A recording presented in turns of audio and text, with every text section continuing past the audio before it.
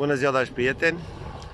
Vă prezentăm sistemul de umbrire pentru panourile solare la supratemperatură.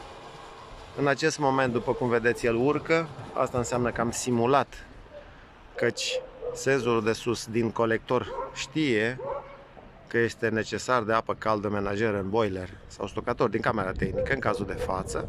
Atunci a ridicat pentru a produce apă caldă.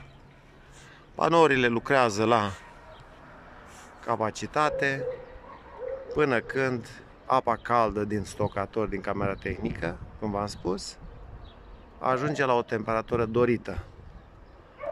În momentul când senzorul citește temperatura probată și stabilită de noi, atunci o să coboare. O să simulăm imediat și coborârea. Am simulat că este temperatură critică. A făcut apa caldă din boiler în camera tehnică.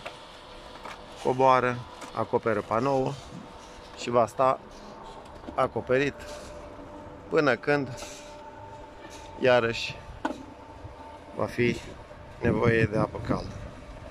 Acum, dacă nu se folosește apă caldă menajeră,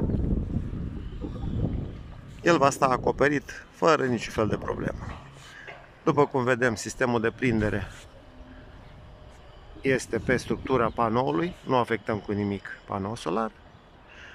Aici sus, în partea superioară, există senzorul care comunică cu automatizarea de jos. Și după cum vedeți, el va sta acoperit până când o să trebuiască să ridice, să producă apă caldă.